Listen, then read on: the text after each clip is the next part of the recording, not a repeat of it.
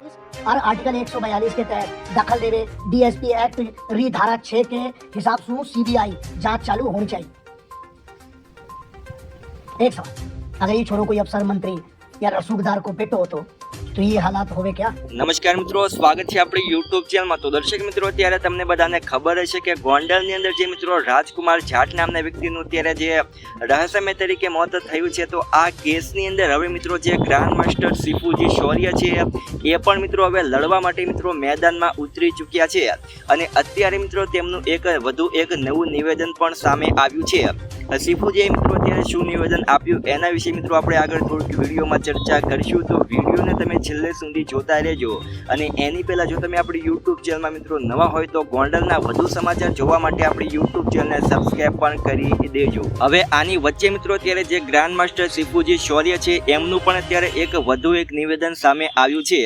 હવે સિફુજી શૌર્ય મિત્રો અત્યારે એવું કહ્યું કે ગોંડલની અંદર જે રાજકુમાર જાટ નામના વ્યક્તિનું અત્યારે જે રહસ્યમય તરીકે મોત થયું છે, તો રાજકુમાર એટલો મોટો કાંઈ ફેમસ માણસ નહોતો, રાજકુમાર એટલા મોટા નેતાનો કોઈ દીકરો નહોતો, રાજકુમાર ફક્ત એક પાવભાજી વેચવાવાળાનો દીકરો હતો અને તે યુપીએસસીની પરીક્ષાની તૈયારી કરતો હતો।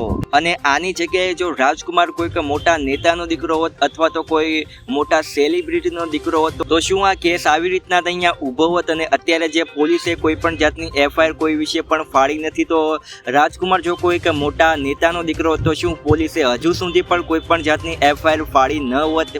એવું મિત્રો અત્યારે ગ્રાન્ડ માસ્ટર સિફુજી શૌર્ય છે તેમનું પણ અત્યારે નિવેદન સામે આવી રહ્યું છે।